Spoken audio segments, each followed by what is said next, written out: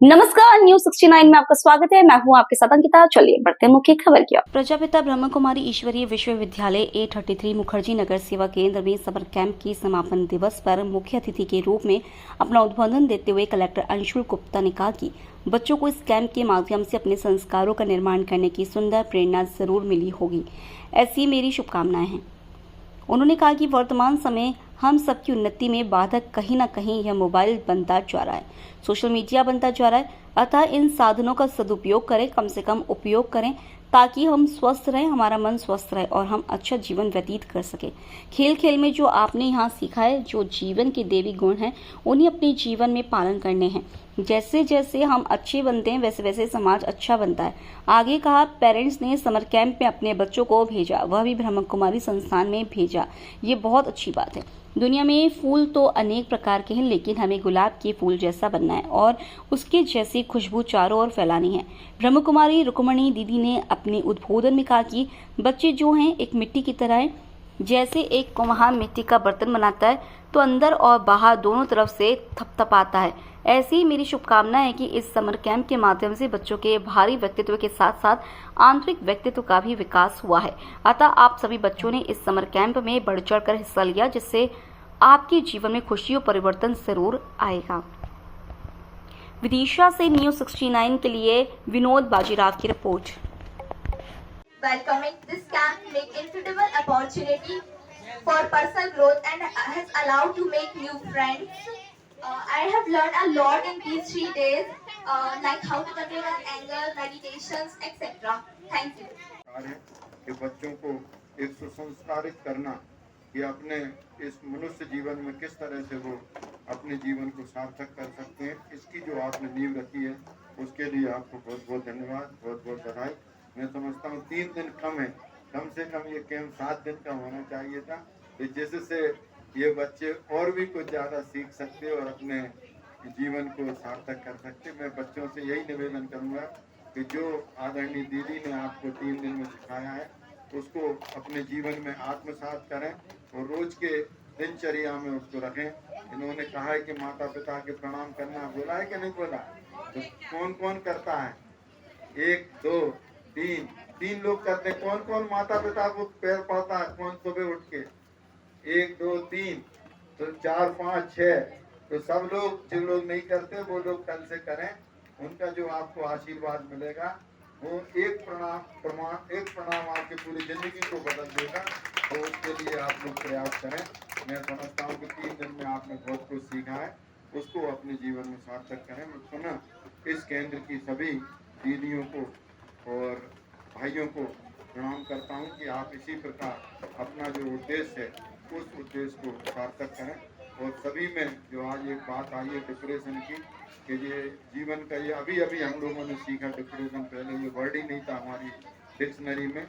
और अनेक विद्यार्थी कोटा में विशेष रूप से तो जो इस बोझ को सहन नहीं कर पाते, जो माता पिता का प्रेशर है उसको सहन नहीं कर पाते और अपने जीवन की ही लीला को समाप्त कर देते हैं। तो इस समर कैंप में आप लोग आए हैं तो इसके लिए भी आपको पॉजिटिविटी की जो शिक्षा दी होगी वो आपके जीवन में काम आएगी। मैं पेरेंट्स से भी यही अनुरोध करना चाहूँगा कि बच्चों पे इतना प्रेशर न बना, सबकी प्रतिभाएं रहती हैं उसको विकसित करने का अवसर अवश्य दें।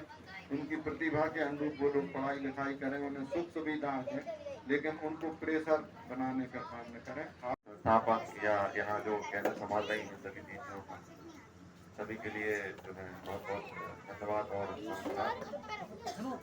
सभी बच्चों को पता है, जैसे कि मैं इस जिले का डीएफओ हूँ और डीएफओ का काम होता है पूरे वनों का और जितना भी हमारी प्रकृति है उसका संरक्षण करना, चाहे वो जंगल हो, चाहे जमीन हो, चाहे यहाँ के वन्य प्राणी हो। आप लोगों को नहीं पता होगा, विदिशा जिले में बहुत अच्छी प्राकृतिक धरोहर, जिस प्रकार से अभी आप लोग एक जो हमारा ऐतिहासिक धरोहर की बात करते हैं, हम नीलकंठेश्वर की विरासत है उनकी बात करते हैं, लेकिन हमें ये भी पता होना चाहिए। मुझे भी लगता कि विदिशा जिले के लोगों को शायद पता नहीं होगा, लेकिन यहाँ पे जैसे हम टाइगर रिजर्व की बात करते हैं, नेशनल पार्क की बात करते हैं, तो यहाँ पे भी जो है टाइगर रिजर्व जैसे अच्छे जानवर हैं, चीतल है, सांभर है, तेंदुआ है, भालू है, बस उसको एक्सपोज करना, उसको सभी के सामने रखना, ये एक मतलब जो है वन अधिकारियों की जिम्मेदारी होती है। अभी आपने कुछ समय पूर्व सुना होगा तेलंगाना में बहुत लंबे स्तर पे कहीं कुछ जंगलों की कटाई हुई और उसमें पूरे देश के लोगों ने जो है उसमें विरोध प्रदर्शित किया और माननीय सुप्रीम कोर्ट ने फिर आदेश किया कि ऐसी कोई कार्रवाई कहीं नहीं होगी जिसमें वनों का नाश हो। आप सबको पता है कि आप इतिहास उठा के देख लीजिए, अगर किसी को आध्यात्म की प्राप्ति हुई है या उसने अपने आप को खोजा है तो वो कहीं ना कहीं वनों के अंदर ही हुआ है। चाहे आप रामायण का उदाहरण देख लें, चाहे महाभारत का देख लें, और चाहे कोई भी संस्था हो, चाहे बौद्ध धर्म का हो, तो हर एक व्यक्ति को अगर खुद की पहचान हुई है और अगर उसने आध्यात्म को पाया है तो आप देखेंगे वो कहीं ना कहीं किसी घने जंगलों में, तो ये जो जंगल है, ये जो वन है, वो हमारी प्राकृतिक धरोहर है और ये किसी एक देश के लिए होते, ये ग्लोबल रिसोर्सेज होते हैं। तो इसको संरक्षण करना, अब बच्चों को उससे कैसे जोड़ेंगे। मैं यहाँ आज पहली बार इस संस्था सुना बहुत था विभिन्न माध्यमों से। बच्चों के पेरेंट्स भी मेरे ख्याल से, और आप सबने जो है बहुत अच्छा किया, क्योंकि आज के समय में जो हमारे बच्चे हैं जो थोड़ा मोबाइल इत्यादि में खो गए हैं, और विशेष रूप से जब गर्मी की छुट्टियां होती हैं तो इस गतिविधि में आपने भेजा और ब्रह्म कुमारी संस्थान ने भेजा, ये आप लोगों को भी एक साथ हुआ। बच्चे सारे आए और मुझे विश्वास है कि आप लोगों ने कुछ ना कुछ सीखा होगा यहाँ पे। अब आप लोगों को ये करना है कि जो आपने यहाँ सीखा है ना, जो आपको खेल खेल में अलग अलग चीज़ सिखाई गई है, जो जीवन के गुण हैं, उसको आप अपने जीवन में पालन करें। कैंप खत्म होने के बाद भी आप वापस अपने स्कूल में जाएं, अपने घर में जाएं, कुछ बातें आपको सिखाई गई हैं, खेल खेल में सिखाई गई हैं, उनको अपने जीवन में कैसे अपन उतारें, है ना। जो बातें शुरू में बताई गई कि कैसे अपन विनम्र रहें, कैसे जो है अपने आसपास के सभी लोगों की सहूलियत पे ध्यान रखें, और कैसे जो है एक अच्छे बच्चे और एक अच्छे नागरिक बनने का प्रयास करें, क्योंकि जैसे जैसे हम अच्छे बनते हैं वैसे हमारा समाज और देश अच्छा बनता है।